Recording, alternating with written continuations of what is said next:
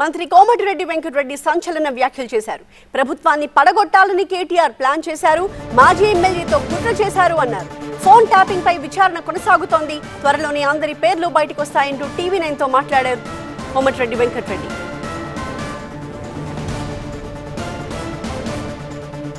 మహారాష్ట్ర ఎన్నికలకు తెలంగాణ నుంచి డబ్బు సంచులు వెళ్తున్నాయా? ఫోన్ ట్యాపింగ్ వ్యవహారంలో మరిన్ని అరెస్టులు తప్పవా? లగచర్ల ఘటనకు కారకులెవరు? అమృత్ స్కామ్ పై మంత్రి కోమటిరెడ్డి వెంకటరెడ్డి వర్షన్ ఏంటో మా కరెస్పాండెంట్ శివతేజ అందిస్తారు. ప్రస్తుత రాజకీయ పరిస్థితులపై మనతో మాట్లాడడానికి మంత్రి కోమటిరెడ్డి వెంకటరెడ్డి గారు ఉన్నారు. వెంకటరెడ్డి గారు, మళ్ళీ ఫోన్ ట్యాపింగ్ ఇష్యూ అనేది మళ్ళీ తెర మీదకి వచ్చింది. అది మీ జిల్లా నుంచి, నల్గొండ జిల్లా నుంచి మాజీ ఎమ్మెల్యేలకు రోజు కూడా విచారణకు పిలిచారు. ఎట్లా చూస్తారు దీన్ని? ఫోన్ ట్యాపింగ్ అనే దుర్మార్గమైన చర్య దేశంలో ఏ ముఖ్యమంత్రి గత 70 సంవత్సరాల్లో ఇంత ఘోరం చేయకుండొచ్చు.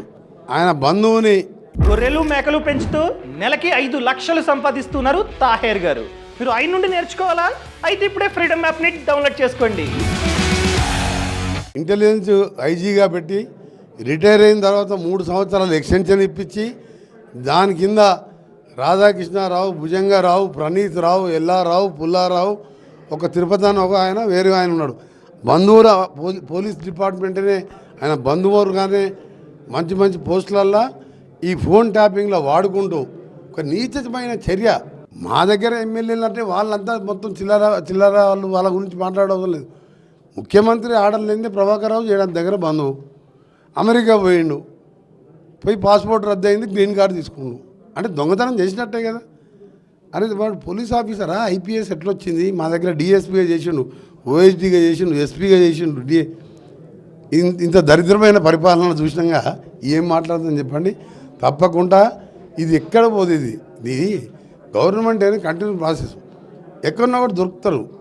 తప్పకుండా ఫోన్ ట్యాపింగ్ అనేది పెద్ద నేరం. ఇది వస్తే ఏంటంటే పోలీసులు అన్ని అప్రూవల్ మారిపోయి అందరి పేరు చెప్తే కేసీఆర్ నుంచి కింది వరకు అందరు అరెస్ట్ అవుతారని చెప్పి ఒకసారి హరీష్ రావు పోయి కలిసి వచ్చినట్టు నేను ఫ్లైట్ టికెట్ కూడా ప్రూవ్ చేసినప్పుడు మీకు తెలుసు 4 నెలల కింద. నువ్వు రాకు, నువ్వు వస్తే మా పనికి అర్థమవుతుందిరా అని. మళ్ళీ KTR పోయి సపరేట్గా ఆయనను కలిసి నువ్వు పాస్పోర్ట్ రద్దు చేసుకో, గ్రీన్ కార్డు తీసుకో, ఇక నువ్వు పర్మనెంట్గా రాకన్నాడు. నిన్న IAS ఆఫీసర్ని కొట్టి కూడా పెద్ద తప్పు చేసిండు. ఇది అధికారం పోయిందని ఒకటి, అధికారం ఉందని అధికారం మదంతో ఇష్టం ఉన్నట్టు దోపిడీ. దాని పేరు మీద పోలే అమిత్ షాని పట్టుకొని ఈ FN ఫార్ములా రేస్ కింద గవర్నర్ గారు అమిత్ షా హోమ్ మినిస్ట్రీకి రాసిన ప్రాసిక్యూషన్ పర్మిషన్ అని అది ఆపుకుంటానికి పోయిండు. ఎందుకంటే పార్లమెంట్ ఎన్నికల్లో అలయన్స్గా పనిచేసింది కదా. అందుకని అన్ని సీట్లు పోగొట్టుకుంటూ వీళ్ళు. మెదక్ లాంటి సీట్లు సిరిసిల్లలో కూడా 6,000 గజ్వేల్ 6,000 బీజేపీకి లీడ్ వచ్చింది. అంటే అర్థమైంది, మేము అన్ని ఓట్లు మీకు వేస్తాం, ఫ్యూచర్లో కలిసి పనిచేద్దాం.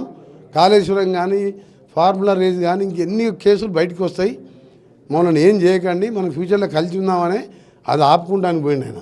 గవర్నమెంట్ పడగొట్టాలని ఒక ఎమ్మెల్యేని పట్టుకొని KTR 84 సార్లు ఫోన్లో మాట్లాడి కలెక్టర్లను దాడి చేసి దిగజారిందంటే మీరు అర్థం చేసుకోండి ఆ పార్టీ పరిస్థితి ఏంది. అంటే మహారాష్ట్ర ఎన్నికలకు సంబంధించి ఇక్కడ నుంచే ఎక్కువ కోట్ల రూపాయల్లో కాంగ్రెస్ పార్టీ అక్కడికి డబ్బులు తీసుకుపోతుందంటే కూడా ఒక ఆరోపణ. దీనికి కోట్లకే వాడు 7 లక్షల కోట్లు అప్పు చేసి 6,000 కోట్ల మితి కడుతున్నాము. ఇంక ఏముందని లక్షలు ఆడికి పంపుతానికి, కోట్లు పంపుతానికి. ఏదైతే మహారాష్ట్రకి ఇక్కడ నుంచి డబ్బులు తీసుకెళ్తున్నారో మహారాష్ట్రకు డబ్బులు తీసుకోవడానికి అవకాశమే లేదు. ఇక్కడే తెలంగాణ రాష్ట్రంలోనే అప్పుల ఊబిలో కూరిపోయిందంటూ కూడా చెప్తున్నారు. ఇక ఫోన్ ట్యాపింగ్ ఇష్యూ అనేది కంటిన్యూగా కొనసాగుతుంది. అందులో ఎంతటి వారు ఉన్నా సరే ఖచ్చితంగా అరెస్ట్ చేసి తీరుతాం, ఆ విచారణ ఇంకా వేగవంతం చేస్తామంటూ కూడా మంత్రి కోమరెడ్డి చెప్తున్న పరిస్థితి. కెమెరా పర్సన్ మురార్తో శివతేజ, TV9, జైరాబాద్.